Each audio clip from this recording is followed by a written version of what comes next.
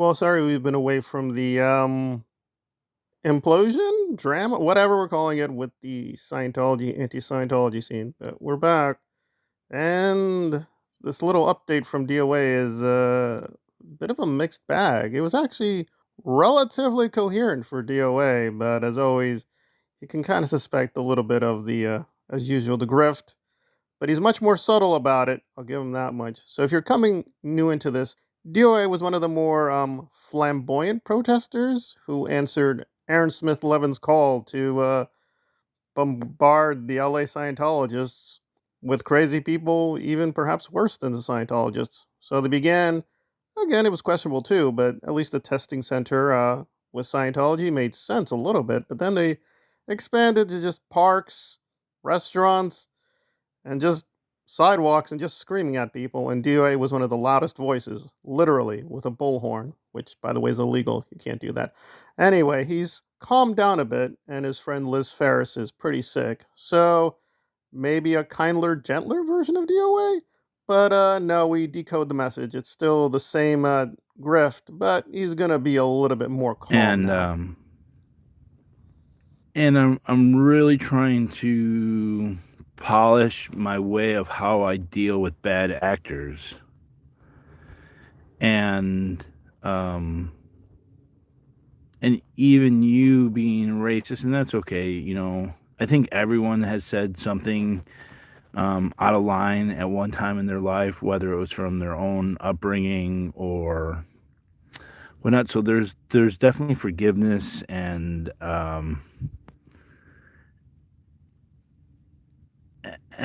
understanding to try to teach people. Well, I want to be very careful Um, before I name the person DOA is accusing of racism. I just found that a little hilarious how he says, "Oh, you're a little racist? Oh, okay, I guess that's okay." I'm like, huh? Well, I'm guessing, and I'm not taking sole credit, but I and several other people have tracked down some videos and audio where, yeah, DOA was being pretty racist. I mean, he's still pretty racist currently, but I don't know. Now it's a little borderline.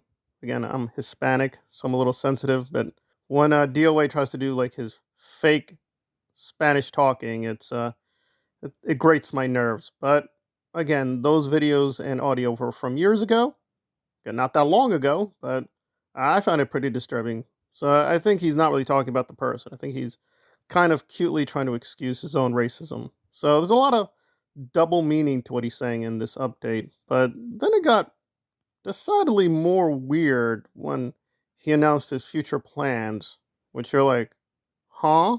Wait, what's the connection to this and that?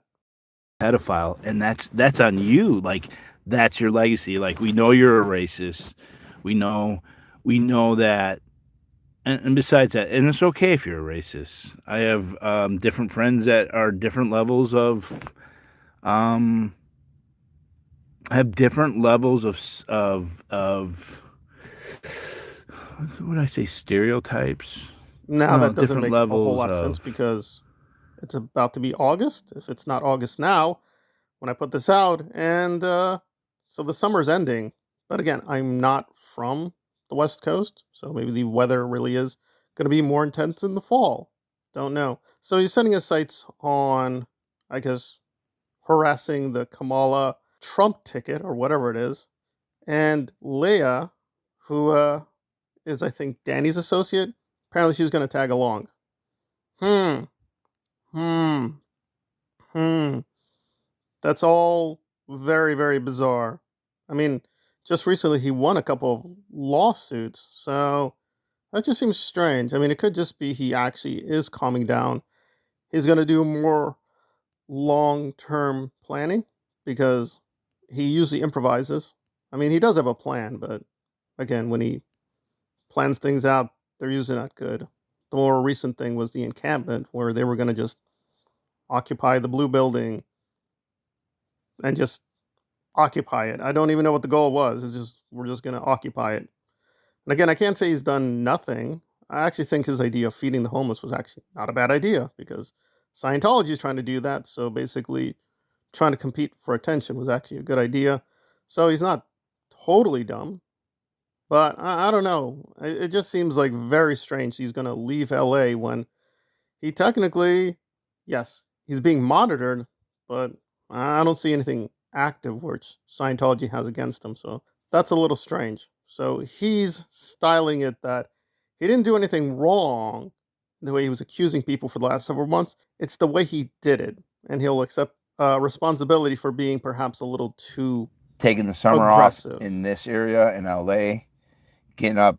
That's going to be kind of fun if Leah's there and the whole group. We could literally go to the orgs and do a cookout there. You owe me a 6-pack. Sorry I didn't take it, man. I just and I appreciate your email. I think that was an email, Johnny, that you sent.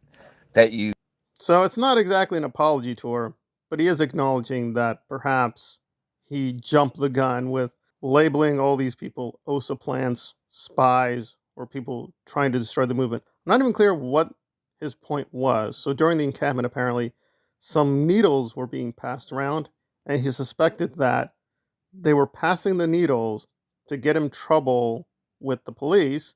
He would take the fall, and they would put him in the mythical cage. Now, the other side of the table is that DOA himself actually is working with the police, and he's an informant, and he has a handler. So all of this is a very elaborate charade. Again, it's really hard to tell with him because it could just be he just made a couple of dumb moves, and the encampment was failing.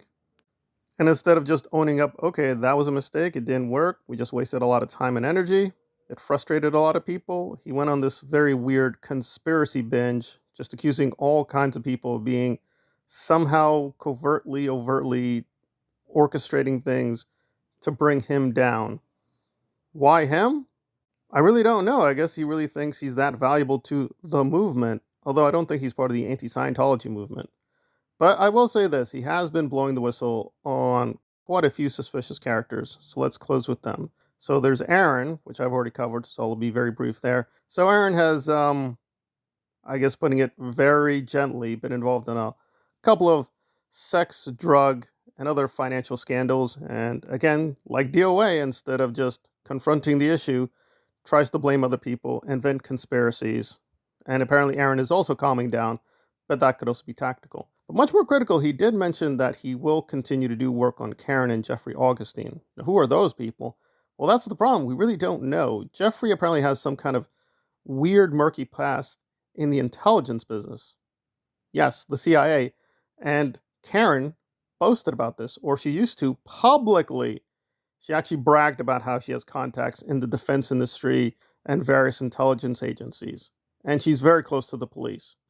So I will say this, that DOA does get suspicious if you're too close to the police. And we actually have photos of Karen and Jeffrey, and they're all very, very friendly with the LAPD, even though the LAPD has been working with Scientology for decades. So it doesn't quite add up, and apparently he is going to do more digging there. Again, I'm totally independent, and I do have to say that Aaron and Jeffrey are very, very suspicious.